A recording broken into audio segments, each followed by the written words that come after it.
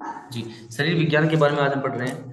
तो इसके अंदर हम लोग कुछ वर्ड ऐसे पढ़ेंगे जो इंग्लिश टर्म के मिलेंगे। इंग्लिश टर्म में मिलेंगे तो क्योंकि वो इंग्लिश में ही हमें पढ़ने पड़ेंगे, क्योंकि इनका हिंदी का रूपांतरण भी उसी प्रकार से किया गया है। इंग्लिश का ही रूपांतरण हिंदी के अंदर किया गया है। ठीक है, तो उसके हम अध्ययन करेंगे। और ये पढ़ना क्यों जरूरी है? क्योंकि टर्मिनोलॉजी के अंदर, यानी कि डॉक्टरी लैंग्वेज के अंदर, इसी को इंग्लिश के अंदर ही बोला जाता है और इंग्लिश में ही हमें इसको समझना पड़ेगा। जिस प्रकार से डॉक्टर की जितनी मेडिसिन है वो सारी इंग्लिश में ही है, उनको इंग्लिश में भी वही कहते हैं और हिंदी में भी वही कहते हैं। ठीक है। तो आपको पता है कि शरीर की रचना किस प्रकार से हुई है, शरीर किस प्रकार से किन किन चीजों से बना हुआ है। ठीक है ना। उसके ऊपर अगर हम लेके चलें, तो शरीर को अगर हम मान के चले, तो शरीर हमारा जैसे कि शिराएं हो गई, शरीर की धड़ होगी, अपर शरीर का हो गया, पूरा शरीर हो गया, ये शरीर के पैर हो गए। इस प्रकार से शरीर की रचना हुई है। लेकिन शरीर कहते हैं कि शरीर किस चीज किन किन चीजों से बना हुआ है। तो सबसे पहले नाम आता है सेल का। ठीक है ना, यानी कि कोशिका का। क्योंकि कोशिकाओं के द्वारा शरीर शरीर की रचना विज्ञान के बारे में हमें पता लगता है कि किस प्रकार शरीर की रचना हुई है और शरीर में कोशिकाओं का आधारभूत तत्व क्या है। ठीक है ना। तो उसके ऊपर हम डिस्कस करेंगे, लेकिन उससे पहले हमें पहले पहले पढ़ना पड़ेगा कोशिकाओं के बारे में। ठीक है। तो ये देखिए, सेल। सेल क्या होता है? आधारभूत एवं क्रियात्मक इकाई। यानी कि जो हमारा आधार है, जिसके आधार पे हमारे शरीर की रचना हुई है, किस प्रकार का शरीर बना हुआ है। प्रत्येक जीव के अंदर एक कोशिका, एक सेल पाया जाता है।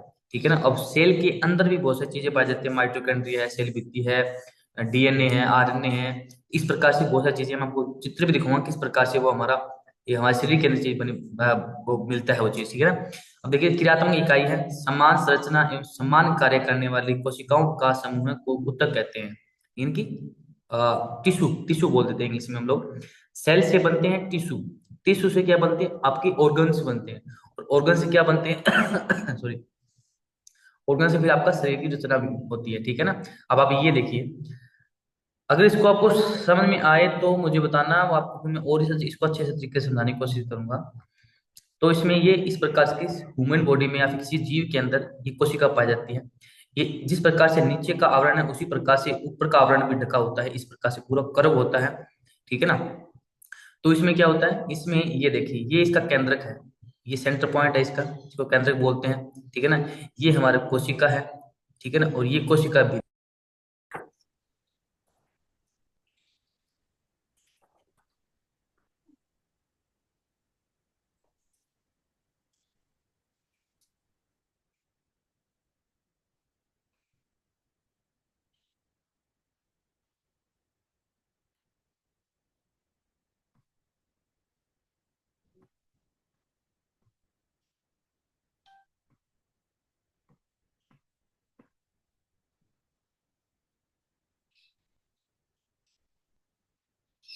रिकॉर्डिंग चल रही है। चलिए, रिकॉर्डिंग चल रही है। तो इसमें देखिए, ये इस प्रकार से एक डब्बी टाइप होती है। डब्बी का ऊपर वाला भाग हमने हटा दिया, तो इसके अंदर क्या क्या मिलता है? इसमें माइटोकॉन्ड्रिया होता है। ठीक है ना। और इसमें ये आपकी गोल्जी अपरेटिस मान जाती है। जैसे गोल्जी या फिर उपकरण बोलते हैं इसको। ठीक है ना। गोल्जी उपकरण इसमें पाया जाता है। दूसरा इसमें क्या होता है? माइटोकॉन्ड्रिया, आपको मैंने बता दिया, ये इस प्रकार का माइटोकॉन्ड्रिया होता है। तो इसी प्रकार से कोशिका द्रव में भी पाया जाता है। ठीक है? कोशिका द्रव इसके अंदर होता है। और इसके अंदर एंडोप्लास्ट प्लाज्मेटिक होता है, एंडोप्लाज्मिक, जो कि विभिन्न कार्यों के लिए उत्तरदायी होता है। ठीक है ना। जैसे शरीर के अंदर जाल का निर्माण करना। ठीक है ना। लिटमस या थायराइड का इसमें।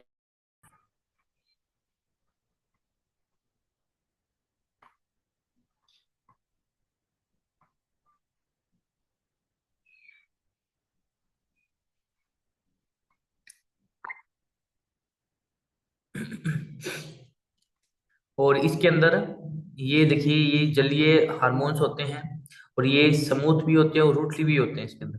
ठीक है ना। तो दोनों प्रकार के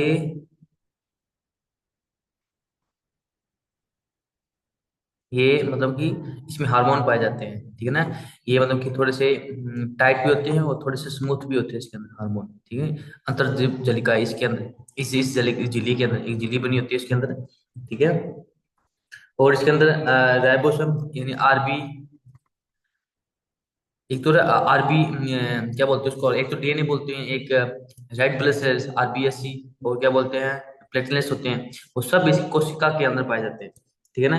राइबोम, लाइसोसोम, और क्या होता है, सेंट्रोसोम, और इसमें वेगल्स भी होते हैं, जिसे वो रिक्तिकाएं बोलते हैं। ठीक है ना। तो इस प्रकार से सारा सारा मटेरियल इस कोशिका के अंदर होता है। सबसे पहले जीव में इसी चीज का निर्माण होता है। ठीक है ना। अब इस कोशिका के बाद में किसका निर्माण, उत्तक का निर्माण होता है। ठीक है ना। तो उत्तक के ऊपर चलते हैं।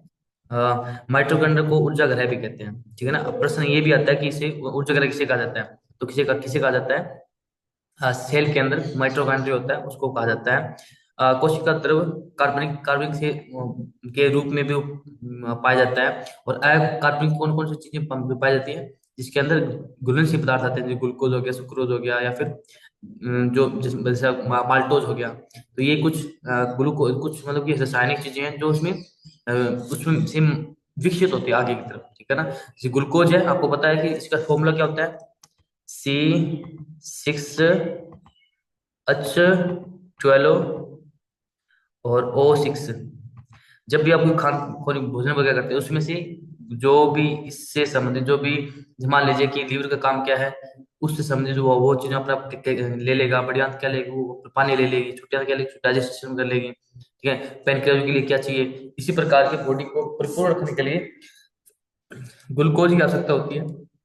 तो ग्लूकोज ग्लूकोज कोशिका जो आपकी कोशिका भेजती है, कोशिका द्रव है, वो उसको भोजन के द्वारा इसको ग्रहण करता है। ठीक है। उसका फॉर्मूला ये होता है C6H12O6 ग्लूकोज का। ठीक है। चलिए आगे देखिए।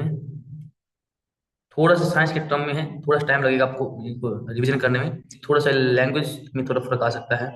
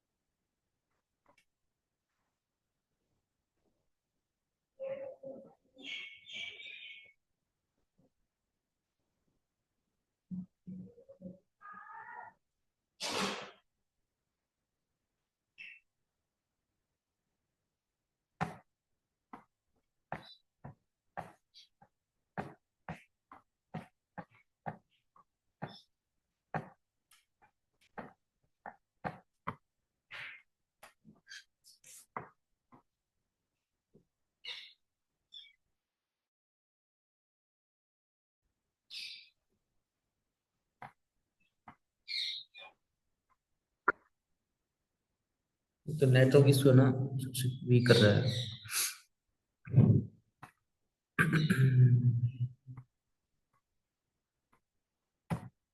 और देखिए, जो हमने लाइसोसोम पढ़ा था, देखिए देखो, राइसोसोम, और इसके अंदर क्या है, लाइसोसोम, राइबोसोम और सेंट्रोसोम, ये चीज इसमें पाई जाती है। तो हमारा इसे क्या हो गया,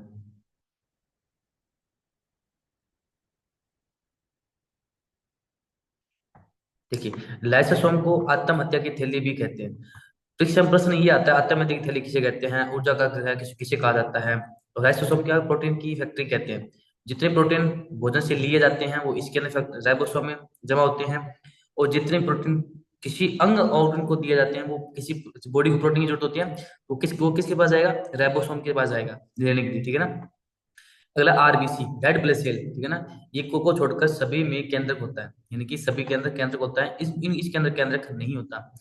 राइबोसोम के केंद्रक होता है, और लाइसोसोम के अंदर केंद्रक। केंद्रक कौन सा बता रहा हूँ आपको मैं, जो चित्र देखा था ना हमने, ये वाला भाग केंद्रक वाला, ये वाला भाग, ये आरबीसी के अंदर नहीं होता, रेड ब्लड सेल के अंदर नहीं होता, बाकी सभी में होता है। ठीक है ना।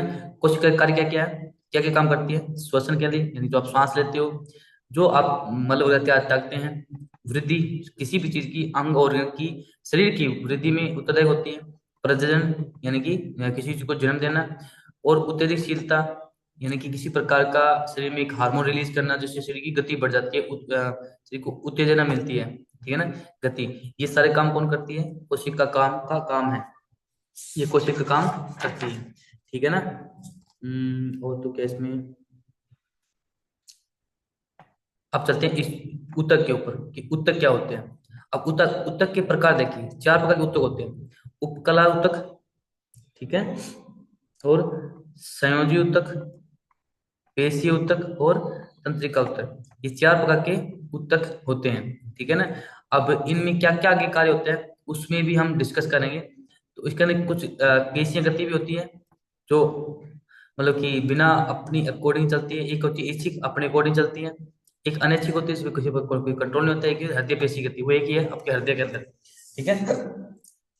किस प्रकार शरीर की धड़कन स्टार्ट होती है, किस प्रकार से शरीर का,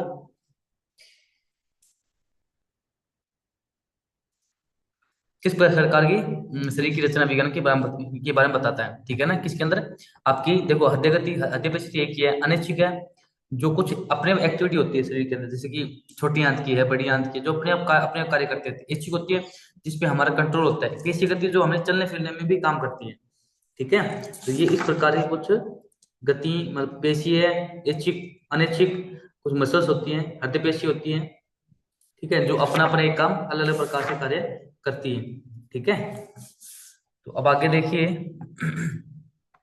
ये शरीर के विज्ञान के बारे में है, जिसके बारे में मेनली जरूरी है पढ़ना, इनके बारे में, नौ तंत्रों के बारे में, जो हमारे नौ तंत्र हैं, ठीक है ना।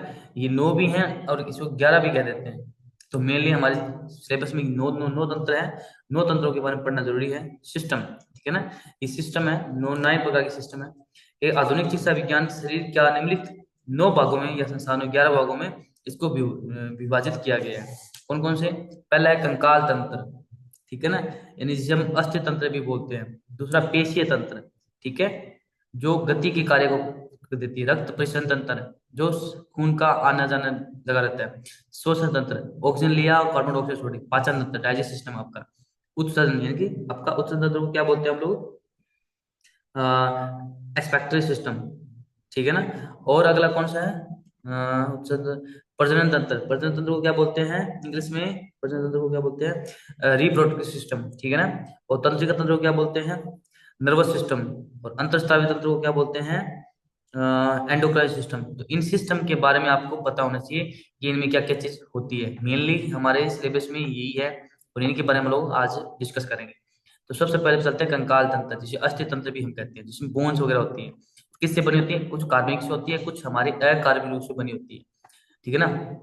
इसमें जो कार्बनिक है उसमें 40% कार्बनिक होता है, और अकार्बनिक में कैल्शियम कितना होता है आपकी? 60%। इसमें ओसिन ओसिन के नाम से कोई प्रोटीन होता है, वो आपका 40% इसके अंदर होता है, ठीक है ना। तो और देखते हैं कुछ नया, कुछ नई चीज मिल जाए जो मैंने देखी नहीं है। हम्म,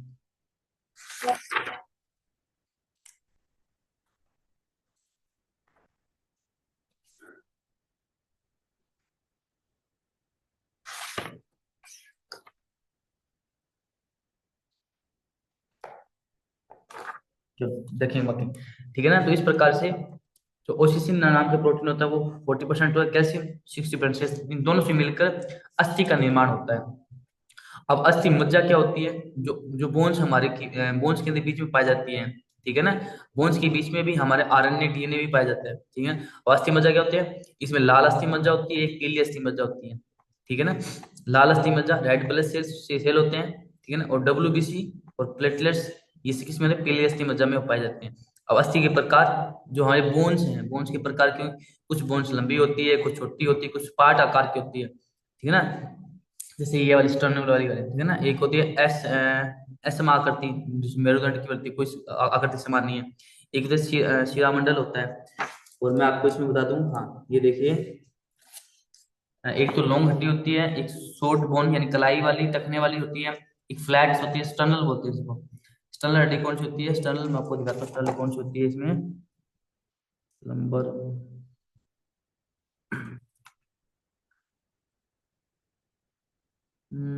स्टर्नल, बिकॉज एक स्टफ हड्डी है स्टफ की बोन्स के बारे में, स्टफर कौन स्टर्नल कौन से बता रहे हैं, वो ये वाली है। जैसे कि मान लीजिए अपने घुटने से और टखने के बीच की जो हड्डी है, बीच वाली, उस हड्डी के बारे में बता रहा है कि वो वाली हड्डी हमारी स्टफ होती है, जिसे हम स्टर्नल भी कहते हैं। ठीक है ना। तो ये इस प्रकार से हमारी हड्डी के प्रकार है। बोन्स के प्रकार दिए गए हैं। एक ओसिन नाम का प्रोटीन होता है जो कि हमारे कार्बनिक के रूप में पाया जाता है। एक अकार्बनिक कैल्शियम कैल्शियम फास्फेट होता है। ठीक है ना। जैसे हम कहते हैं कैल्शियम की कमी होगी, तो जरूरी नहीं शरीर में कैल्शियम की कमी हो सकता है कि ओसिन की नाम की 40% होता है, उसकी भी कमी हो सकती है। ठीक है ना। तो फोकस करें कि हमें किस चीज में दिक्कत आई है। ठीक है ना। एक और ये कि सिमोंड वाली, सिमोंड हड्डी कौन से, पैर का टखना। ठीक है ना। टखने वाली हड्डी ये वाली, ये कलाई वाली, ये वाली टखने वाली स्टोन वाला। ठीक है ना।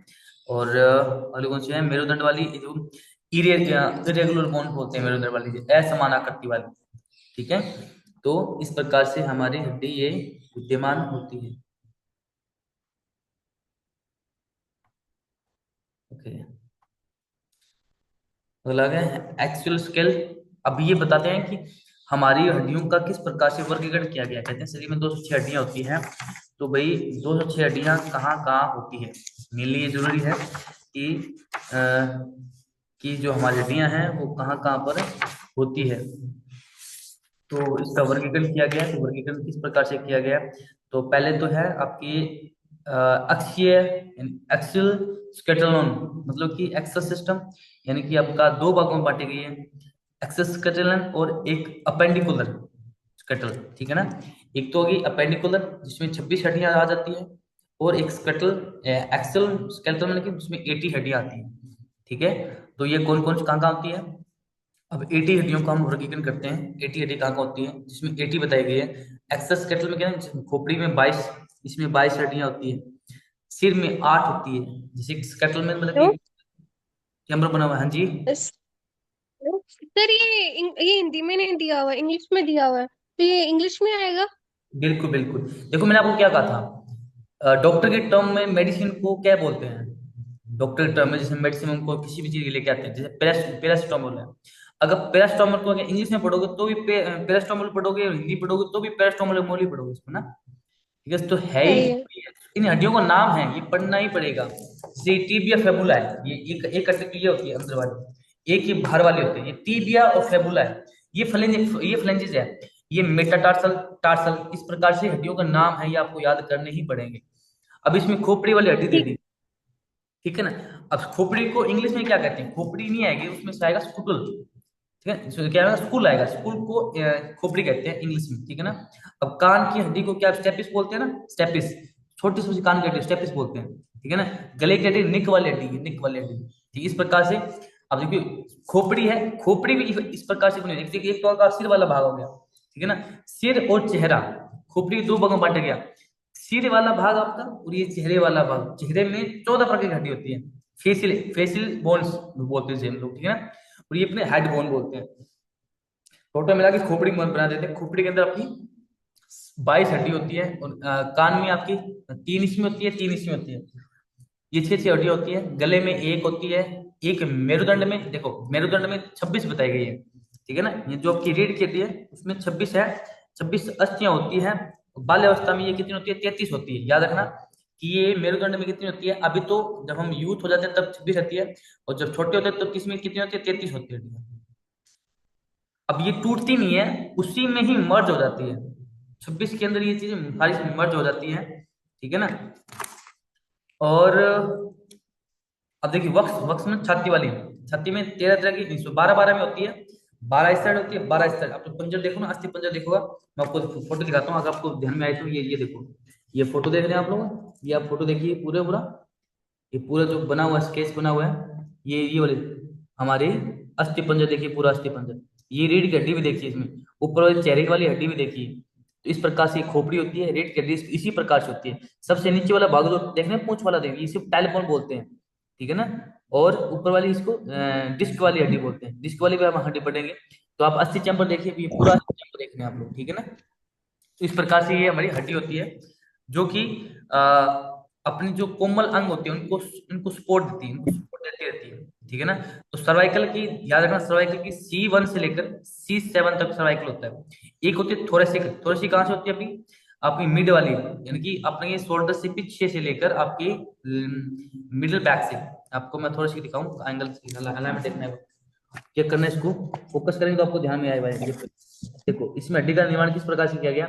ये आपका थोरेसिक है, यहाँ से इस गर्दन से लेकर यहाँ तक ये आपका थोरेसिक है।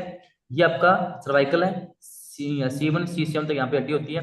और ये जो नीचे वाला भाग बची है ये सारा लंबर का है, सबसे बड़ा नीचे वाला नंबर का। और ये वाला डिस्क वाला है, डिस्क में भी इसको डिवीजन किया गया।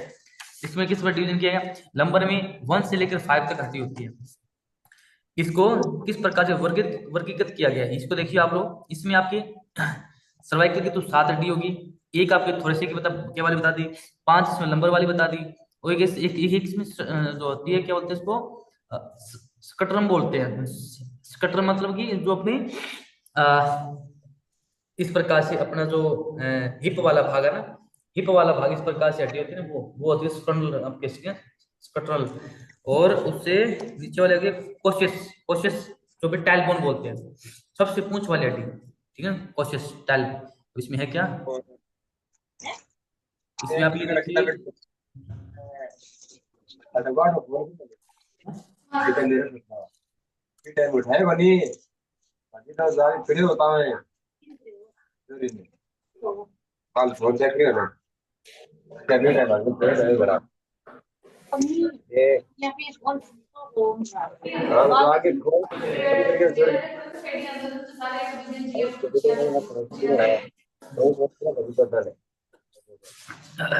चलिए,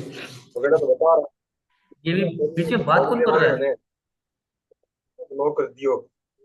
पूनम जी, आपको अगर घर पे बातचीत करनी है तो कर सकते हैं आराम से।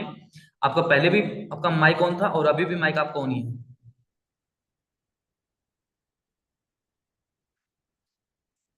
ये थोड़ा सा क्रिटिक, थोड़ा सा ना डीपली आपके हैं सिलेबस के अंदर आएगा ये, तो इसको थोड़ा सा समझना पड़ेगा। अब देखिए, पैर की हड्डी में चलते हैं, पैर के अंदर चलते हैं। एक फेमुलर होती है, फेमुलर आपकी हड्डी ये वाली, लेग्स के अंदर ये वाला फेमुलर, बाहर वाला। और पटेला, घुटने की हड्डी है पटेला आपका, ठीक है ना। फेबुला, ये फेबुला टीबिया, टीबिया फेबुला इसी के अंदर पाई जाती है, टीबिया और फेबुला, ठीक है।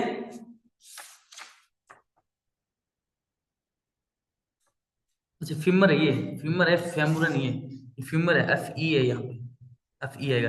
फीमर हड्डी आपकी थाई वाली हड्डी होगी, ठीक है। उसके बाद में पटे पटेला आपका घुटने वाली होगी गोल गोल। और फेबुला और टीबिया, फेबुला और टीबिया आपकी आपकी कहाँ पर जाती है, ये वाली। एक तो ये बाहर वाली होगी, एक इसके अंदर, एक इसके अंदर होती है, लेकिन ये दोनों ब्लैक्स के अंदर पाई जाती है। और इसे टीबिया फेबुला आपकी दो अस्थियां होती हैं जो कि टांग में होती है, ठीक है। और अगला है टीबिया फेबुला होगी, एक टार्सल है और है मेटाटार्सल। देखो, टार्सल और मेटाटार्सल को कैसे समझोगे आप लोग? हम्म,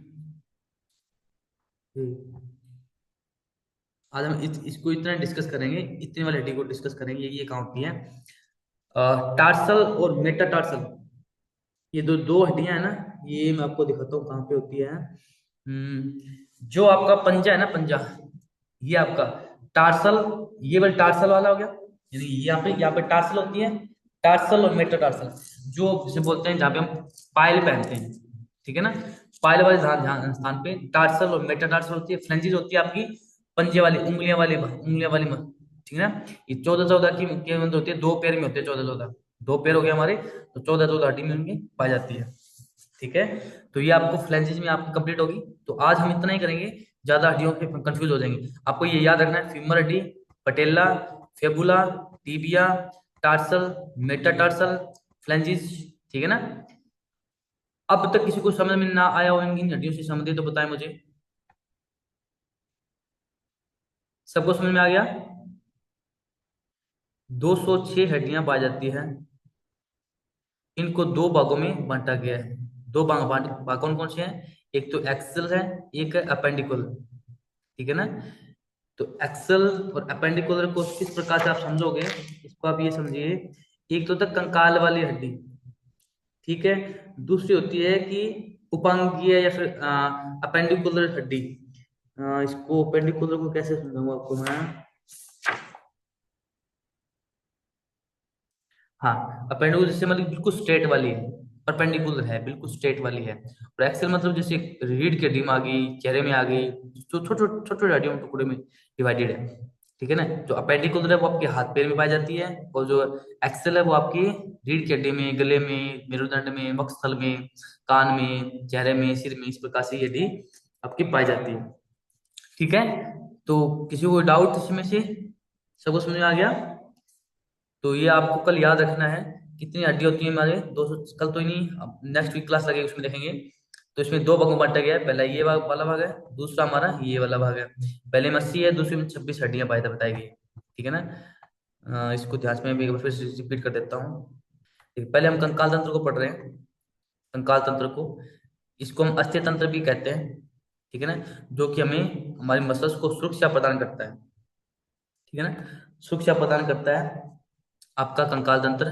किस प्रकार सुरक्षा प्रदान करता है, क्योंकि इसके अंदर कितनी हड्डी होती है, 206 हड्डियां इसमें होती है। ठीक है ना। तो इसमें अस्थि, इस दो दो प्रकार की हड्डियों के निर्माण होता है।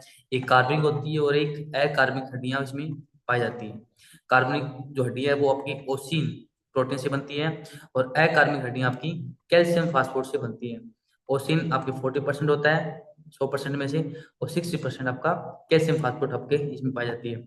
ठीक है ना। अब अस्थि मज्जा क्या होती है, उन बोन में भी, बोन में पाई जाती है, दो प्रकार की पाई जाती है, लाल और पीली।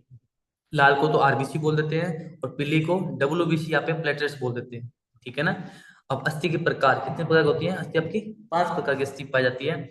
लंबी, छोटी, स्पाट, यानी कि जो स्टर्नल वाली पाई जाती है, जो आपके गोडे और पंजे के बीच में जो भी, इसको स्टेट वाला है। हाथ इस कोने से और इसके बीच में जो वाला भाग, ये वाला भाग है, जो स्पाट होता है, स्ट्रेट होता है। और एक असमान आकृति वाली, जैसे कि बोलते हैं हम लोग sorry, हमारी रीढ़ की हड्डी में पाई जाती है। और एक बोलते हैं शिरामंडल, शिरामोड। शिरामोड जैसे पेड़ की टखना, जिसका पेड़ का टखना है, उसको बोलते हैं। तो ये 5 प्रकार की हड्डियां आकृति में पाई जाती है। ठीक है। इन हड्डियों को, 206 हड्डियों को दो भागों में बांटा गया है। कैसे बांटा गया है, सॉरी 106 हड्डी है, 200 से 106 हड्डी है टोटल, नहीं होते 206 हड्डी है अभी।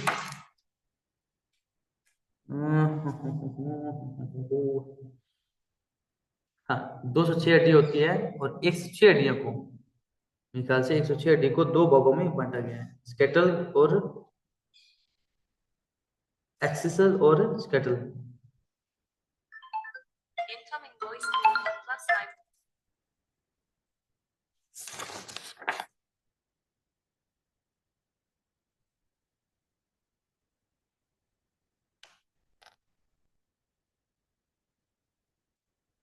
ठीक है। तो इस प्रकार से 106 हड्डियों को इस प्रकार से डिवाइड किया गया है। और वो कौन कौन सी हड्डियां हैं, वो इस प्रकार से हड्डियां जो आपको हमने पहले डिस्कस किया था। ठीक है। इसमें से किसी को कोई पूछना हो तो बताएं।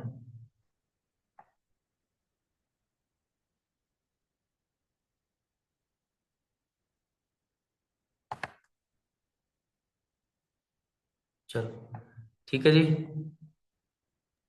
कल हम पढ़ेंगे सर बेसिक। एक हाँ जी, सर एक बात पूछनी थी।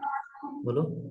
सर ये सर शरीर विज्ञान कितने परसेंट आता है एग्जाम में? कितना परसेंट आता है शरीर हाँ, विज्ञान? कितना परसेंट आ जाता है? 2-3% आता है वो। ओनली 2-3%? ओनली 2-3%।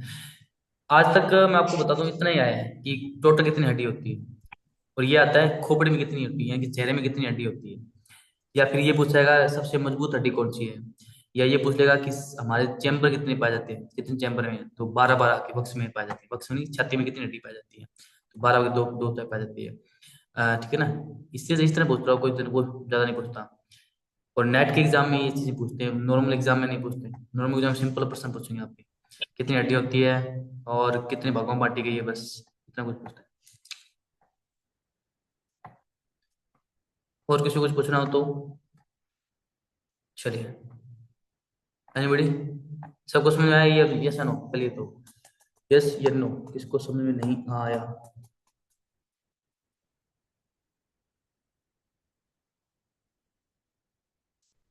सबको समझ में आ गया।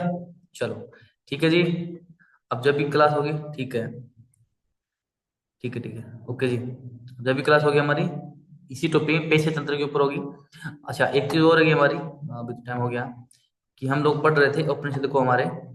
तो कठोपनिषद आपने सबने कर लिया क्या? कठोपनिषद आपको सारा याद होगा कठोपनिषद, उसमें कोई विशेष तो बात है नहीं कठोपनिषद में। ठीक है, सिंपल सा है, ज्यादा हार्ड तो उसमें है नहीं कठोपनिषद। जीवात्मा परमात्मा तीन वली हमने पढ़ ली थी। हाँ, ये हमारा यहाँ तक हो गया था ना, परमात्मा जीवात्मा आत्मा स्वरूप हो गया था। ठीक है, परमात्मा हो गया था जीवात्मा। ठीक है, तो इस प्रकार से हमने पढ़ लिया था। अगले हम पढ़ेंगे सेकंड वल्ली, जो हमारे जिसमें तीन वल्लियां बताई गई सेकंड में। ठीक है, तो उसको पढ़ने के लिए टाइम चाहिए। जब भी हमारी नेक्स्ट क्लास होगी तो उपनिषद की, तो पहली वल्ली हमने अध्ययन कर लिया था। अब ये सेकंड वल्ली की हम पढ़ेंगे उसके बारे में। तो उसके बारे में बताया गया है, ये शरीर को एक रथ के रूप में बताया गया है कि शरीर हमारे एक रथ रूपी है, किस प्रकार से, उसके बारे में हम जानेंगे। ठीक है, तो चलो, ठीक है जी, सभी को नमस्ते, ओ।